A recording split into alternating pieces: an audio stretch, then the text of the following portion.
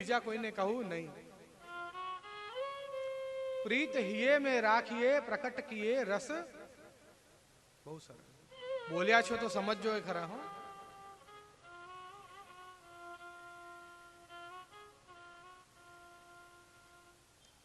અત્યંત પ્રૌઢ રસ જેની અંદર છે એ તો જાણે છે કે આ પ્રીતને હિયમાં કેવી રીતે રાખવી, પણ જેના અંદર ઉચ્છ્વલિત રસ ભરાઈ જાય છે ને એ બધાને ઉછળી ઉછળીને કહી આવે છે કે જો માને તો આજે પ્રભુ આવી કૃપા કરી, આજે તો મારી જોડે રમણ કરી રહ્યા હતા, આજે તો મારા ઘરે પધાર્યા હતા, મારા આખા ઘરમાં કંકુના પગલા છપાયેલા છે।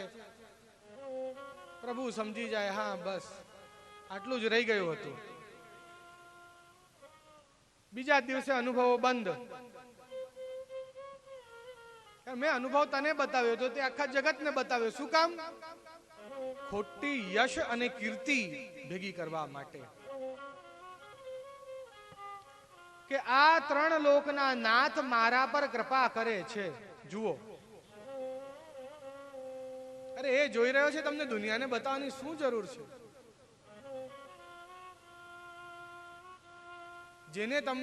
જેને તમે આખો જીવન રીઝાવા માટે કાઢી દો છો એ રીઝાઈ ગયો છે। હવે તમને આખા જગતને જ કહેવું છે કે જો આ મારાથી રીઝાઈ ગયો છે, કોઈ જરૂર નથી।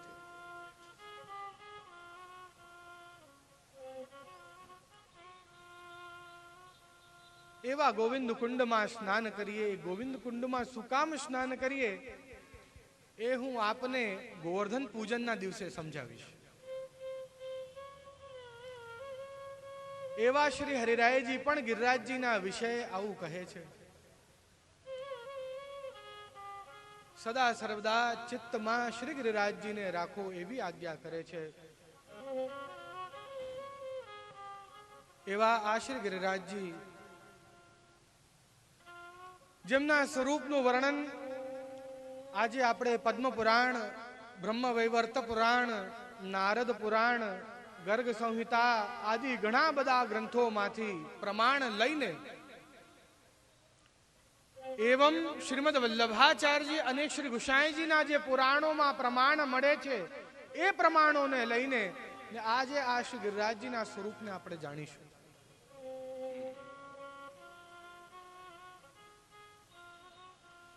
આ શ્રી ગિરિરાજજી શ્રી વલ્લભ એ કોઈ સામાન્ય નથી હો।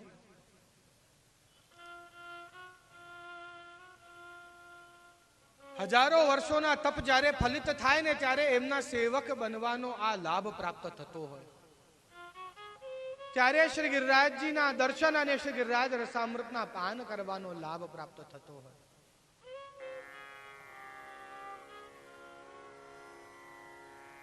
આ પુરાણો, શાસ્ત્રો, ગ્રંથો જેના ગુણગાન ગાતા થાકતા નથી એવા આ શ્રી ગિરિરાજજી છે। આ શ્રી ગિરિરાજજી વિશે પદ્મ પુરાણની અંદર ઉલ્લેખ પ્રાપ્ત થાય છે કે શ્રી ગિરિરાજ સમો દેવો ન ભૂતો ન ભવિષ્યતિ, કે શ્રી ગિરિરાજજીના જેવા દેવતા ના તો ભૂતકાળમાં હતા ના ભવિષ્યમાં થવાના છે। આવા આ શ્રી ગિરિરાજજી જેના અત્યંત અલૌકિક સુંદર રસપાન પ્રમાણ જોડે આજે એમનું મહાત્મ્ય, એમનું જે ઇતિહાસ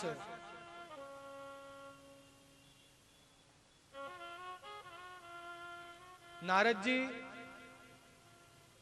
રાજા બહુલાશ્વને વાર્તા સંભળાવે છે। આ રાજા બહુલાશ્વ ભગવાન જ્યારે દ્વારકાથી મિથિલા દેશ પધારતા ત્યારે આ રાજા બહુલાશ્વનું વર્ણન આપણને પ્રાપ્ત થાય છે। એક સમયે જ્યારે ભગવાન આપ રાજા બહુલાશ્વના ઘરે પધારવા માટે માર્ગમાં હતા ત્યારે એક ઋતદેવ કરીને બહુ જ નિષ્કંચન ભક્ત એને ભગવાનને વિનંતી કરી કે આપ મારા ઘરે પધારો। અહીંયા રાજા બહુલાશ્વ પણ વાટ જોઈ રહ્યા છે અને ત્યાં ઋતદેવે પણ વિનંતી કરી છે। તો એક જ સમયે ભગવાને બે સ્વરૂપ ધારણ કરી અને બંને જગ્યાએ એક જ સમયે આપે પધરામણી કરી છે। આવો ઉલ્લેખ આપણને રાજા બહુલાશ્વનો પ્રાપ્ત થાય છે. એ આ રાજા બહુલાશ્વ જેમને નારદજી વાર્તા સંભળાવી રહ્યા છે, શ્રી ગિરિરાજજીના પ્રાકટ્યની વાર્તા. નિકુંજમાં યુગલ સ્વરૂપ કોટી લાવણ્ય રાધા અને કૃષ્ણ બંનેના હૃદયની અંદર અત્યંત રસાત્મક પ્રેમમય ભાવ પ્રકટ થયો. લીલા વિસ્તૃત કરવાની ઈચ્છા પ્રકટ થઈ અને એમના હૃદયમાંથી એક તેજપુંજ છત્રાકાર પ્રકટ થઈ ને સામે ઊભો રહ્યો. જો કેવો શ્રી ગિરિરાજજીના પ્રાકટ્યની લીલાનો વર્ણન પ્રારંભ થયો ને, અહીંયા બધા દીવાઓ પ્રગટી ગયા છે.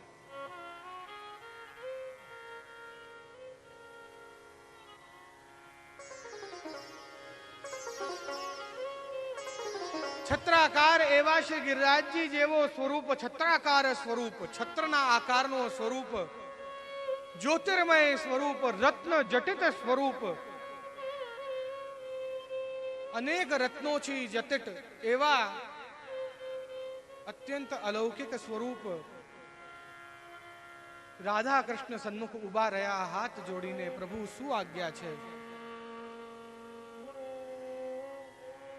શ્રી રાધાજીએ આજ્ઞા કરી, હે ગોવર્ધન, હે શ્રી ગિરિરાજ, અત્યાર સુધી આપ અમારા હૃદયમાં બિરાજી રહ્યા હતા, પણ હવેથી આપ વ્રજમાં બિરાજશો ને અમે આપના હૃદય એટલે કંદરામાં, હવેથી અમે આપના હૃદયમાં બિરાજીને બધી જ લીલાઓ કરીશું. બોલો શ્રી ગિરિરાજ ધારણ કી જય. એમની આજ્ઞા પ્રાપ્ત કરી શ્રી ગિરિરાજજી આ ભૂતલ પર દ્રોણાચલના ઘરે પ્રકટ થયા. આ દ્રોણાચલને 3 પુત્ર થયા. જ્યેષ્ઠ પુત્ર શ્રી ગિરિરાજજી જે જતિપુરામાં બિરાજે છે, બીજા પુત્ર કાંતાનાથજી જે ચિત્રકૂટમાં બિરાજે છે, અને ત્રીજા પુત્ર તે ચરણાદ્રી જે ચરણાટમાં બિરાજે છે. આ દ્રોણાચલના 3 પુત્ર, જેમાં જ્યેષ્ઠ પુત્ર શ્રી ગોવર્ધન એટલે શ્રી ગિરિરાજજી. હવે ખબર પડી ગિરિરાજ નામ ક્યાંથી પડ્યું. આ 2 ભાઈના મોટા ભાઈ એટલે આ બધાના નાથ એટલે ગિરિરાજ, બધાના રાજા છે, બધા કરતા મોટા છે.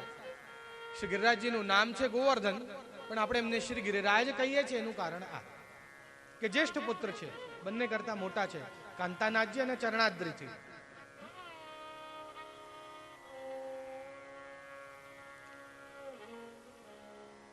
આધ્યાત્મિક, આધિભૌતિક અને આધિદૈવિક તન સ્વરૂપ શ્રી ગિરિરાજજીના ભૌતિક સ્વરૂપે શિલા પર્વત સ્વરૂપ જે બધા જુએ છો,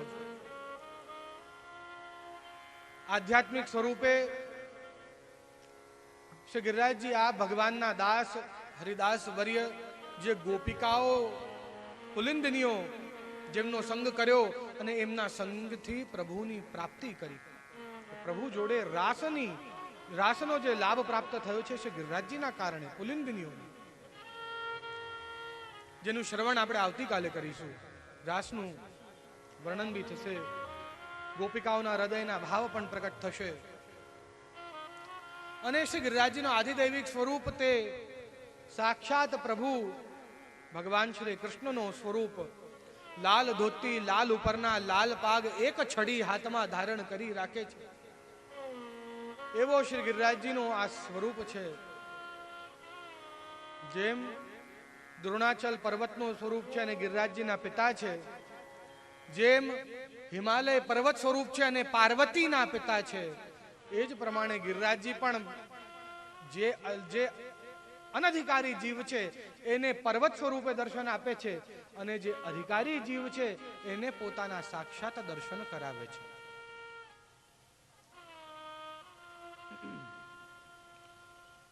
જ્યારે શ્રી ગિરિરાજજીનો પ્રાકટ્ય થયો, અનેક દેવી દેવતાઓએ પુષ્પ વર્ષા કરી. જેમ જેમ શ્રી ગિરિરાજજી મોટા થતા ગયા, એમની બાલ લીલાઓ દ્વારા બધા જ આસપાસના ઋષિઓ મુનિઓ એમના માતા પિતાને મોહિત કરતા રહ્યા. એવી સુંદર સુંદર બાલ લીલાઓ કરે શ્રી ગિરિરાજજી. એક દિવસે પુલસ્થ ઋષિ તે દ્રોણાચલને મળવા આવ્યા.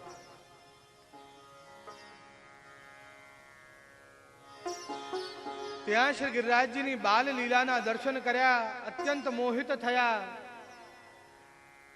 દ્રોણાચલને કહ્યું, હે દ્રોણાચલ, મને આપના આ પુત્ર પધરાવી આપો. હું આમનું ખૂબ જ ધ્યાન રાખીશ. કે ના, આપ ધ્યાન રાખશો એમાં મને સંદેહ નથી, કિંતુ આ મારા જ્યેષ્ઠ પુત્ર છે. આપ કાંતાનાથજીને પધરાવી લઈ જાઓ, આપ ચરણાદ્રીને પધરાવી લઈ જાઓ, કિંતુ ગોવર્ધનને નહીં. આ ગોવર્ધન તો મારો જ્યેષ્ઠ પુત્ર છે, મને અત્યંત પ્રિય છે. પુલસ્થ ઋષિ થોડા કડક અવાજમાં બોલ્યા કે ના, મને તો આપનો આ જ પુત્ર ગમે છે, મને આ પુત્ર પધરાવી આપો. દ્રોણાચલે વિચાર કર્યો કે પુલસ્થ ઋષિ જો શ્રાપ આપશે તો કંઈક નવી વસ્તુ ઊભી થશે. એના કરતા આપણને ખબર તો છે જ કે ખૂબ જ ધ્યાન રાખશે આપણા બાળકનું. કે ભલે હે પુલસ્થ ઋષિ, હું આપને મારો પુત્ર પધરાવું છું. જેમ જ આ વાત શ્રી ગિરિરાજજીએ સાંભળી, હાથમાં તમને ઉપાડીને લઈ જઈશ, મારા હસ્તમાં પધરાવીને લઈ જઈશ. જેમ જ એમને ઉપાડવા જઈ રહ્યા હતા, ગિરિરાજજીએ કહ્યું, હે પુલસ્થ ઋષિ, એક વાતનું ધ્યાન રાખજો, જ્યાં આપ મને પધરાવી દેશો ત્યાં જ હું સદા સર્વદા માટે સ્થાપિત થઈ જઈશ. આ નારદજી બધી વાર્તા કહી રહ્યા છે હો, બહુલાશ્વ રાજાને. પુલસ્થ ઋષિએ વિચાર કર્યો, હવે તો હું સીધો મારા ઘરે જ લઈ જવાનો છું ને.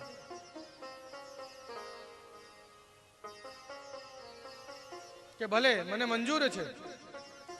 આમ કહીને પુલસ્થ ઋષિએ શ્રી ગિરિરાજજીને ધારણ કર્યા પોતાના શિરસ્તમાં. આ પ્રયાણ કરી રહ્યા છે એમના ઘર તરફ. માર્ગમાં સુંદર અત્યંત અલૌકિક વ્રજસ્થલી આવી. પ્રભુની જાણે એવી જ ઈચ્છા હશે, પુલસ્થ ઋષિને લઘુ શંકા લાગી. પુલસ્થ ઋષિએ શ્રી ગિરિરાજજીને નીચે પધરાવ્યા અને લઘુ શંકા કરવા માટે ગયા. પાછા પધાર્યા તો શ્રી ગિરિરાજજીનો વજન વધી ગયો. ગિરિરાજજી ઉપાડાતા નથી. વજન લગાડે છે કિંતુ ગિરિરાજજી ઉપાડાતા નથી. શું કરીએ? હે ગોવર્ધન, તમે મારી જોડે મસ્કરી કરી રહ્યા છો. એટલે મસ્કરી શું? એમાં આપે જ વચન આપ્યો તો મને કે જ્યાં આપ મને બિરાજમાન કરી દેશો ત્યાં જ હું બિરાજમાન થઈ જઈશ. મેં કહ્યું તું ને, આપે હા પાડી હતી. પણ મેં તો તને ઘરે બિરાજમાન કરવાની વાત કરી હતી કે ના, આપે એમ નતું કહ્યું. આપે તો કહ્યું હતું કે જ્યાં બિરાજમાન કરશો ત્યાં બિરાજમાન. કે શું આ તને વ્રજભૂમિ તને આટલી બધી પ્રિય છે કે તું સદા સર્વદા માટે અહીંયા રહેવા માંગે છે? કે હું તારો ખૂબ જ ધ્યાન રાખીશ, ચાલ મારી જોડે. કે ના, મારે તો અહીંયા જ વસવું છે. પુલસ્થ ઋષિને ક્રોધ આવ્યો. પુલસ્થ ઋષિએ શ્રી ગિરિરાજજીને કહ્યું, હે ગોવર્ધન, જે વ્રજભૂમિ તને એટલી પ્રિય છે, જેના કારણે તે મારો અનાદર કર્યો છે, જ્યાં મારો શ્રાપ છે કે આજ વ્રજભૂમિમાં નિત્ય તું એક રાઈના દાનાનો જેટલો સમાતો જતો રહીશ.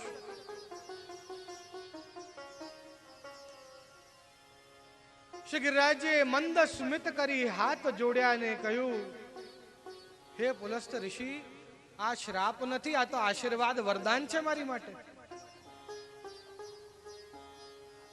કેમ આવું કહો છો? કે રાધાજીના ચરણારવિંદનો એક ચિહ્ન છે નગનો. એ નગનો ચિહ્ન હું જ તો છું. અને આ વ્રજ એ શું? એ રાધાજીનું ચરણ.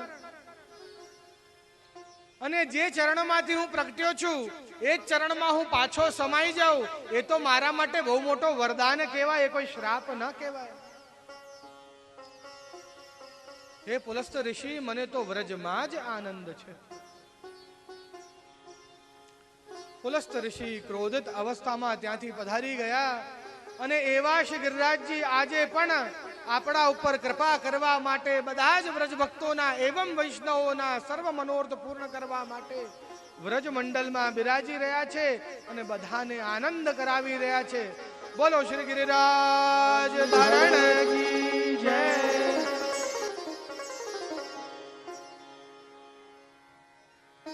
गिरिराज धरण श्री जी तुम्हारी शरण. गिरिराज धरण श्री जी तुम्हारी शरण. श्री जी तुम्हारी शरण वल्लभ तुम्हारी शरण. श्री जी तुम्हारी शरण वल्लभ तुम्हारी शरण. गिरिराज धरण श्री जी तुम्हारी शरण. गिरिराज धरण श्री जी तुम्हारी शरण.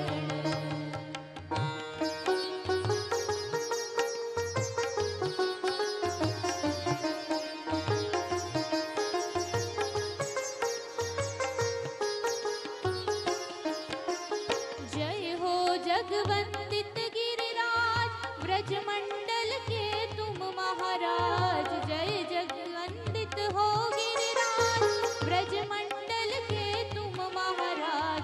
द्रोणगिरी के तुम युवराज भक्तन के साधो सबकाज. द्रोणगिरी के तुम युवराज भक्तन के साधो सबकाज. गिरिराज धरण श्री जी तुम्हारी शरण. गिरिराज धरण श्री जी तुम्हारी शरण. श्री जी तुम्हारी शरण वल्लभ तुम्हारी शरण. श्री जी तुम्हारी शरण वल्लभ तुम्हारी शरण. गिरिराज धरण श्री जी तुम्हारी शरण. गिरिराज धरण श्री जी तुम्हारी शरण.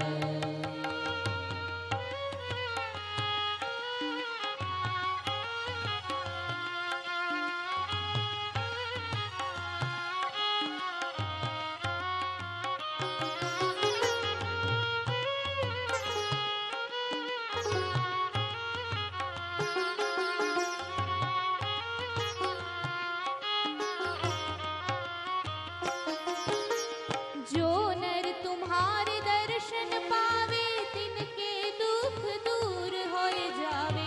जो नर तुम्हारे दर्शन पावे तिनके दुख दूर होए जावे. कुंडन में जो करे अचवन धन्य धन्य वह वैष्णव जन. कुंडन में जो करे अचवन धन्य धन्य यह वैष्णव जन. गिरिराज धरण श्री जी तुम्हारी शरण. गिरिराज धरण श्री जी तुम्हारी शरण. श्री जी तुम्हारी शरण वल्लभ तुम्हारी शरण. श्री जी तुम्हारी शरण वल्लभ तुम्हारी शरण. गिरिराज धरण श्री जी तुम्हारी शरण. गिरिराज धरण श्री जी तुम्हारी शरण.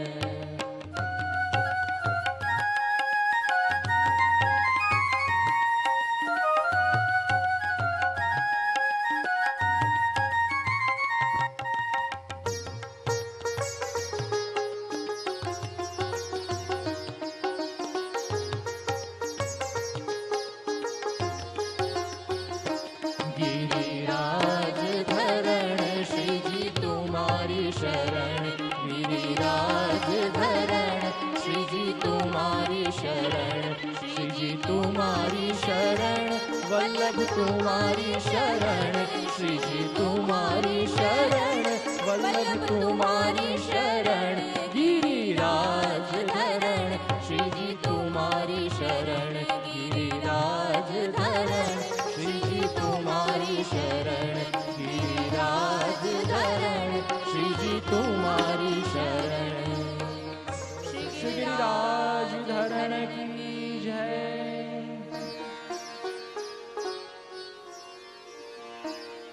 એક સમયે બધા જ વૈષ્ણવો શ્રી ગોકુલનાથજીની સન્મુખ બેસેલા હતા.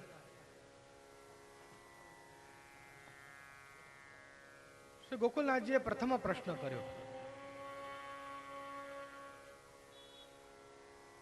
કે સૌથી ઉત્તમ પર્વત કયો? તો એકે જવાબ આપ્યો કે શ્રી ગિરિરાજજી. બીજો પ્રશ્ન કર્યો, સૌથી ઉત્તમ નદી કઈ? તો કહ્યું શ્રી યમુનાજી.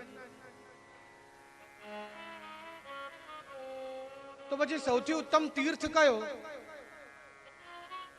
તો એકે જવાબ આવ્યો કે વ્રજમંડળ. શ્રી ગોકુલનાથજીને હસવું આવ્યું કે તમે શું ગિરિરાજજીને પર્વત માનો છો? કે સૌથી ઉત્તમ પર્વત તો સુમેરુ છે, અને નિમ્નગા નામ ગંગા, સૌથી ઉત્તમ નદી તો ગંગા છે. યમુનાજી કોઈ નદી નથી, એ તો તુર્ય પ્રિયા છે, તો સ્વામિની છે.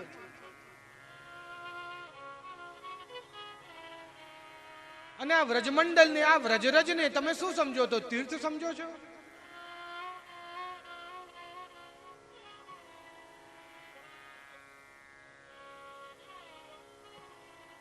સૌથી ઉત્તમ તીર્થ તો પુષ્કર ગણાય.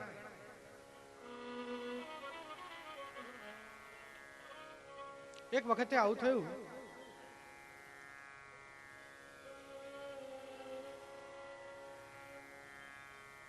પુષ્કર રાજે ભગવાન પાસે વરદાન પ્રાપ્ત કર્યો. ભગવાન એને વરદાન આપ્યો કે જા તું તીર્થનો રાજ. એટલે પુષ્કરે બધા જ તીર્થોને પોતાને ત્યાં બોલાવ્યા. એમાં વ્રજ ગયો નહીં. એટલે પુષ્કરને અનાદર લાગ્યું, તો એને વ્રજમંડળ ઉપર બધા જ એની સેનાઓને લઈને આક્રમણ કરવાનો વિચાર કર્યો. જેમ જ વ્રજમંડળ તરફ આવ્યો, એક 16 વર્ષની કન્યા એક છડી વડે, ખાલી એક છડી વડે બધાને બગાડી દીધા.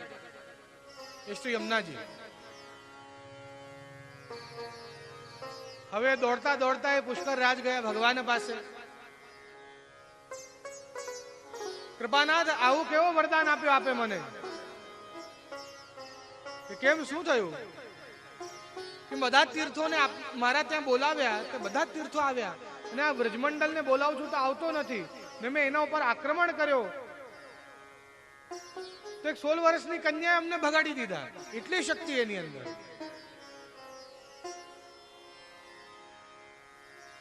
ભગવાન હસ્યા. ભગવાને કહ્યું કે ભાઈ, મેં તને તીર્થનો રાજ બનાવ્યો છે, મારા ઘરનો રાજા તો હું જ છું. એ કોઈ તીર્થ નથી, એ મારું ઘર છે. વ્રજ મારું ધામ છે.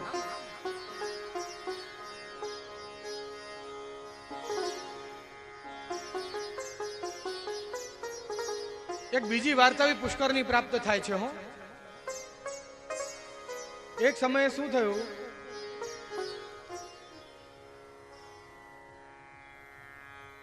નંદ બાબા, યશોદાજી આદિ ગામના બધા જ લોકોએ ભેગા થઈને વિચાર કર્યો, વડીલોએ, કે આપણે પુષ્કર તીર્થ કરવા જઈએ. બધી તૈયારીઓ પ્રારંભ થઈ. બેલગાડાઓ, બળદગાડાઓ બધા ભેગા કર્યા, ઘોડા ગાડી ભેગા કરી, બધી તૈયારીઓ કરી. ભગવાન ચૂપ જ છે, કશું બોલતા નથી, નાનકડા જ છે, 7 વર્ષના.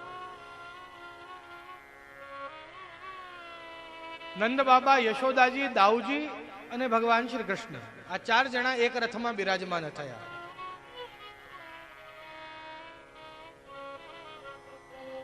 આખી યાત્રા પ્રારંભ થઈ. થોડીક જ દૂર, 10 કદમ જ આગળ ગયા હોઈશું, ને દોડતો દોડતો એક ગધેડો આવ્યો, ને એને વ્રજરજમાં લોટ લગાડી એ ઘોડો બન્યો, ને દોડીને જતો રહ્યો પાછો.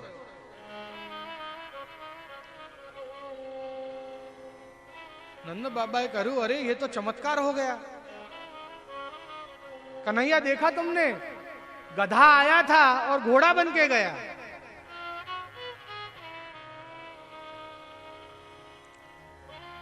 कि बाबा आप जानो हो ये कौन હતો? क्या કોણ હતું આપ જાણો છો? કે જેનું તીર્થ આપણે કરવા જઈએ છીએ ને એ જ પુષ્કર હતો. આ જ્યારે લોકો એમના પાપ એમના મેલ ધોવા ત્યાં જાય ત્યારે ઘોડો પણ ગધેડો બને અને એ પણ અહીંયા વ્રજમાં આવીને ને પાછો ઘોડો બનીને પછી ત્યાં જાય છે ત્યારે તમારા પાપ ધોઈ શકે છે.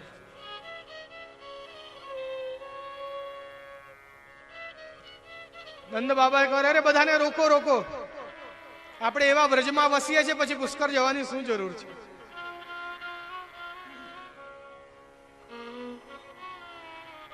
આવ્યો વ્રજ, વ્રજનું ધામ. એક સમય તો એવું બન્યું, એક ભગવદીય વ્રજમાં આવ્યા હશે કોઈ કામ માટે. માર્ગમાં એમને 10-12 ભૂત પ્રેત ખૂબ પ્રસન્ન નાચતા ગાચતા એકદમ આનંદમાં દેખાયા.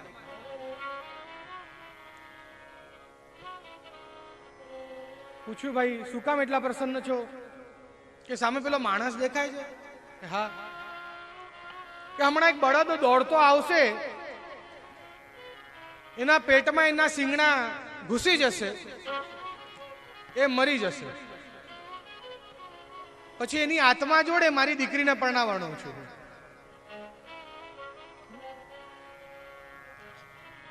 એ બધા ભૂતપ્રેત હતા હો.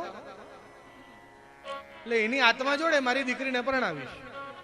એટલે આનંદ કરી ટૂંક જ સમયમાં એ મરવાનો છે.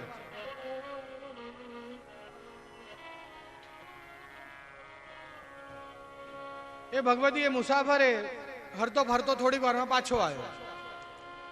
એ જ સ્થાન ઉપર એ બધા જે પ્રેતો હતા એ રડી રહ્યા હતા. ભાઈ શું કામ રડો છો? શું થયું? દીકરી વિદાય થઈ ગઈ આપની? અરે જવા દો યાર, દીકરી વિદા થઈ એટલે નથી રડી રહ્યા. તો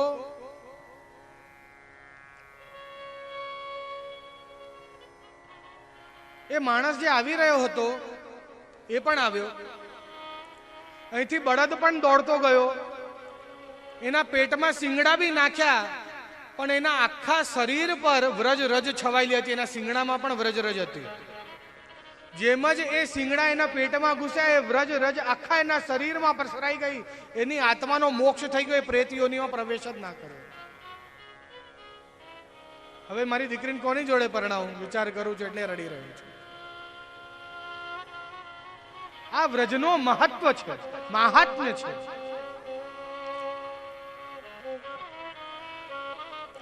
આવા શ્રી ગિરિરાજજી જે વ્રજમાં બિરાજમાન થઈ બધા જ જીવો પર કૃપા કરી રહ્યા છે.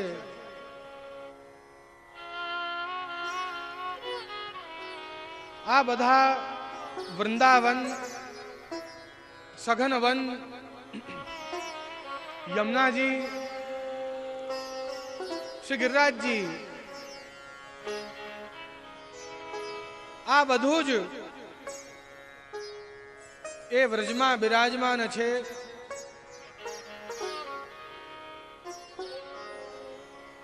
અને વસ્તુ ધ્યાન રાખજો એક, કે વૃંદાવન પણ એને જ કહ્યું છે જ્યાં ગિરિરાજજી અને યમુનાજી જોડે છે. પ્રાચીન વૃંદાવન એ જ છે હો.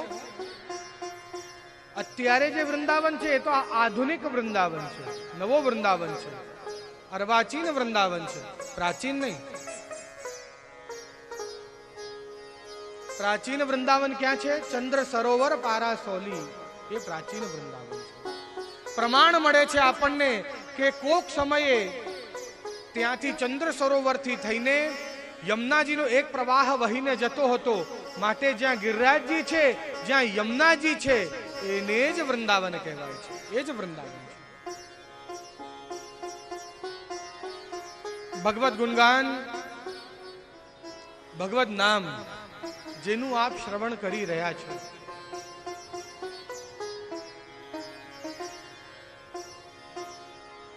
એનું ઉલ્લેખ, એની મહિમા આ ગોપિકાઓએ પણ શ્રીમદ ભાગવતમાં વર્ણન કરી છે.